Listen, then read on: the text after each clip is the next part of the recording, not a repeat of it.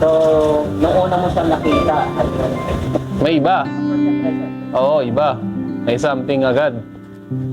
Oo. Una, akala ko ano siya eh. Masungit kasi yung mata niya, ano, parang seryoso, ganyan. Pero seryoso talaga siya. Kasi parang hindi mo siya pwedeng biruin, ganun. paano mo naman siya in-approach?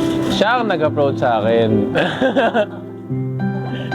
Paano ka first ginaya sa'yo? Wala, actually, ano lang eh, since nasa virtual world na tayo, Facebook.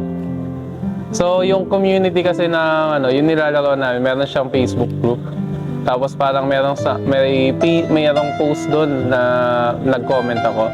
Tapos parang hindi daw niya alam bakit siya nagka-interest na i-view yung page ko. And then yun, page ko, yung profile ko. So yun, nagka-ano siya kasi parehas kami ng religion.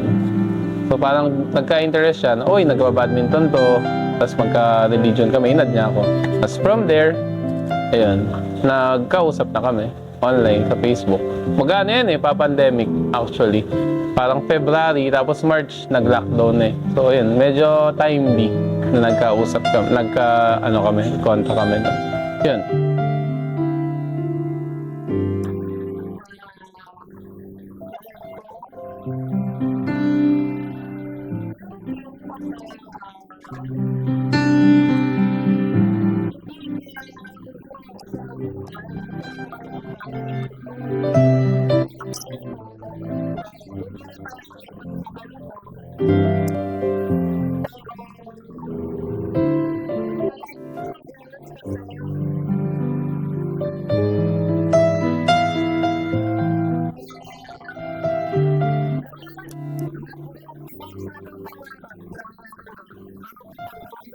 Yan.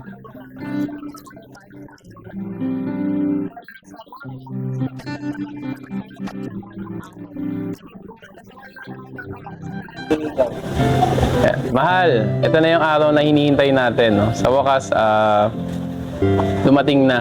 So, awa na.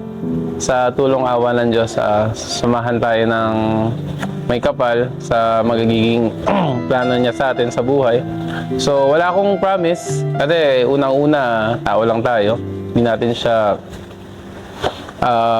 mapapangako. Pero sa sarili ko, sa awa tulong ng Diyos, samahan niya tayo sa ating magiging mga lakad sa buhay. Yun lang naman. Love you.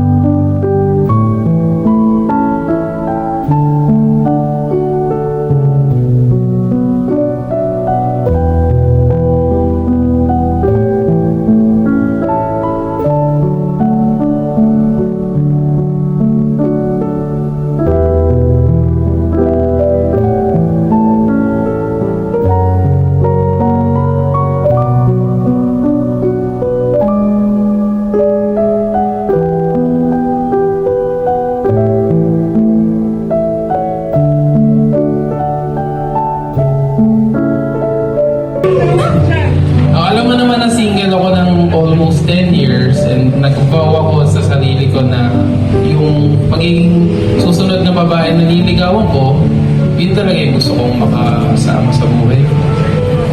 And fast forward 3 years, look at where we are now, no? Nasa harap ng mga mahal natin sa buhay. And mga kaibigan, to witness our wedding. Mahal, I know may marami akong shortcomings sa'yo and mga weaknesses na nagagawa, and still for patient ka sa akin kahit na yung tono ng boses mo laging galit na galit.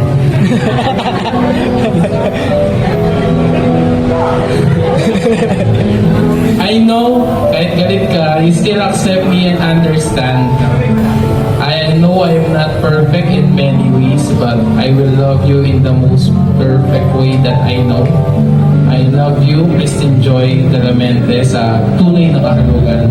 And dalangin ko sa Diyos na tulungan tayo at samahan tayo palagi sa ating pagsasama at magiging mga challenges.